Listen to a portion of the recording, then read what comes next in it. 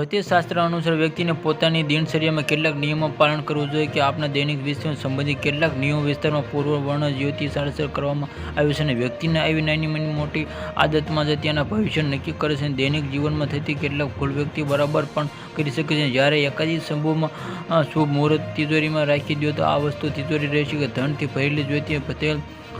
સંબંધિત પણ આવા કેટલાક મહત્વના નિયમો દર્શાવવામાં આવે છે કે નિયમો અનુસાર કેટલાક ખાસ દિવસો શરીરમાં અંગેના માથામાં તેલ લગાડવું નહીં તો કયા નિયમનું પાલન કરવું જોઈએ કે વ્યક્તિ સુખ સંબંધિત રાખવા ધ્યાન રાખવું ન રાખવું તે વ્યક્તિને બરબાદ પણ કરી શકે છે અને કઈ રીતે થતી શરીરને પણ લગાવવું તેલ અને જ્યારે શસ્ત્રો અનુસાર આ ષષ્ઠી ઓષ્ઠી અને ચતુર્થી પૂનમ અને આદિત્યમાં તેલ લગાડવું નહીં અને તેલ લગાડ્યા પછી ધનહાનિ થાય કે તે શરીરના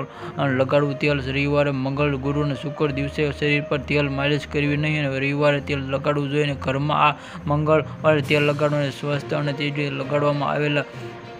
લગાડેલી ધનહાનિ સામનો ઉઠાવ કરે ક્યારેક દિવસે તેલ લગાડવું સમૂહમાં સોમ દિવસે તેલ લગાડવું જોઈએ. ભાગ્ય સમય કે સૌભાગ્ય પ્રાપ્ત માટે શરીર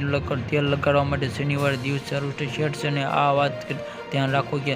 જ્યોતિ અનુસાર જો કે સુગંધિત તેલ ઉપયોગમાં કોઈ દોષ લાગતો નથી અને ગ્રહકાંડ સિવાયમાં આ કોઈ પણ દિવસે લગાડી શકાય. ભૂલથી પણ શરીર પર લગાડવું નહીં.